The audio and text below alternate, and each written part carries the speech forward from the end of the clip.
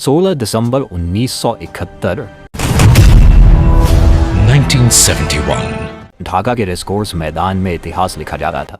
लगभग 90,000 पाकिस्तानी सैनिक भारतीय सेना के सामने घुटने टेक चुके थे। ये सिर्फ एक युद्ध की हार नहीं थी, यह पाकिस्तान के दो टुकड़ों में टूटने की कहानी थी। और इसी के साथ जन्म हुआ एक नए देश बांग्लादेश का। लेकिन सवाल यह है, यह युद्ध शुरू क्यों हुआ?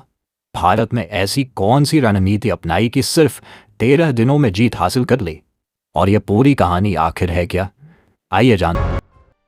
1947 में भारत के विभाजन के बाद पाकिस्तान बना, लेकिन यह देश दो हिस्सों में बटा हुआ था। पश्चिम पाकिस्तान, पूर्वी पाकिस्तान, दोनों के बीच की दूरी लगभग 2000 किलोमीटर। दिलचस्प बात यह थी कि पूर्वी पाकिस्तान की आबादी ज्यादा थी, लेकिन सारी सत्ता पश्चिम पाकिस्तान के पास थी। बजट का 70% पश्चिम को मिलता था। सेना, राजनीति, प्रशासन, सब पर पश्चिम का कब्जा पूर्वी पाकिस्तानियों के साथ खुला भेदभाव भाषा भी एक बड़ी वजह बनी। जहां पश्चिम में उर्दू और पंजाबी बोली जाती थी, वहीं पूर्वी पाकिस्तान में लोग बंगाली भाषा बोलते थे। लेकिन 1948 में पाकिस्तान सरकार ने उर्दू को राष्ट्रीय भाषा घोषित कर दिया और बंगाली को सरकारी कामकाज से हटाने की कोशिश की।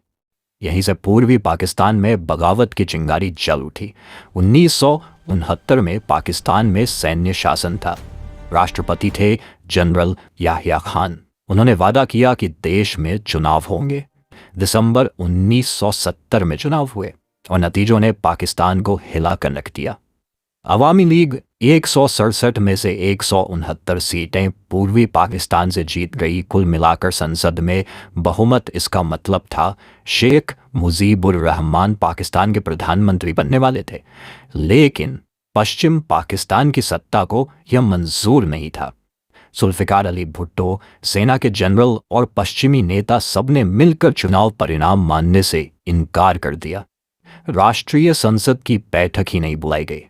पूर्वी पाकिस्तानियों को लगा हमारे साथ फिर धोखा हुआ है। शेख मुजीबुर रहमान ने नॉन को ऑपरेशन मूवमेंट शुरू किया।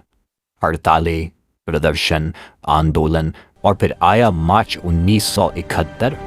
ऑपरेशन सनलाइट 21 मार्च की रात पाकिस्तानी सेना ने पूर्वी पाकिस्तान में नरसंहार शुरू कर दिया। आम नागरिकों पर गोलियां, छात्र, बुद्धिजीवी, नेता, सब निशाने पर गांव के गांव जला दिए गए। लगभग 30 लाख लोग मारे गए। लाखों महिलाओं के साथ अत्याचार हुआ। शेख मुजीबुर रहमान को गिरफ्तार कर लिया गया, लेकिन उससे पहले उन्होंने ऐलान कर दिया आज से बांग्लादेश स्वतंत्र है। इसके बाद बना मुक्ति वाहिनी बंगाली लड़ाकों की सेना। लेकिन उनके पास हथियार कम थे, ट्रेनिंग कम थी। पाकिस्तानी सेना के सामने वे टिक नहीं पा रहे थे। इसी दौरान 1 करोड़ से ज्यादा शरणार्थी भारत आ गए। पश्चिम बंगाल, असम, त्रिपुरा, सब जगह कैंप बन गए।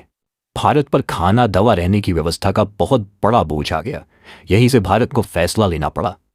अप्रैल 1971 में प्रधानमंत्री इंदिरा गांधी और सेना प्रमुख सैम मानेकशॉ की अहम बैठक हुई। इंदिरा गांधी चाहती थी तुरंत हमला, लेकिन मानेकशॉ ने मना कर दिया।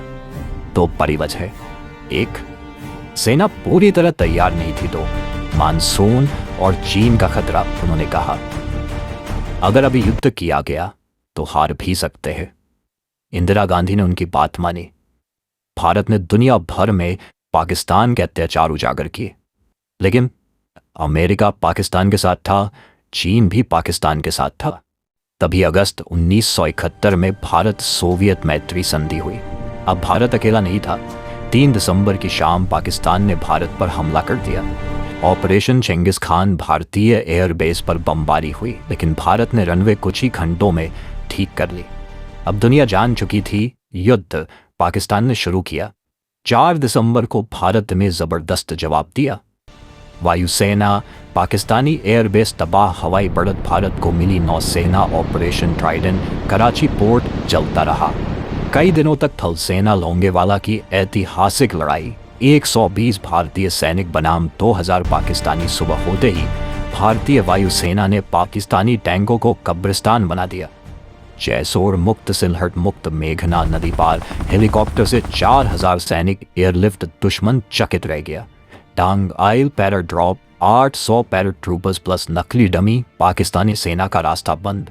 अमेरिका ने यूएसएस एंटरप्राइज भेजा, लेकिन सोवियत यूनियन ने अपनी न्यूक्लियर सबमरीन भेज दी। अमेरिका और ब्रिटेन पीछे हट गए। एंड 16 दिसंबर 1971, ऐतिहासिक दिन 14 दिसंबर तक ढाका घिर चुका था। 16 दिसंबर को पाकिस्तानी सेना ने आत्मसमर्पण कर दिया। 90,000 सैनिकों का सरेंडर दुनिया का सबसे बड़ा सैन्य आत्मसमर्पण। और जन्म हुआ बांग्लादेश। 1971 का युद्ध सिर्फ हथियारों से नहीं जीता गया, ये युद्ध जीता गया रणनीति से, धैर्य से और सही समय पर सही फैसला लेकर। अगर तुम्हें ये कहानी पसंद आई तो वीडियो को लाइक करो, चैनल को सब्सक्राइब करो और कमेंट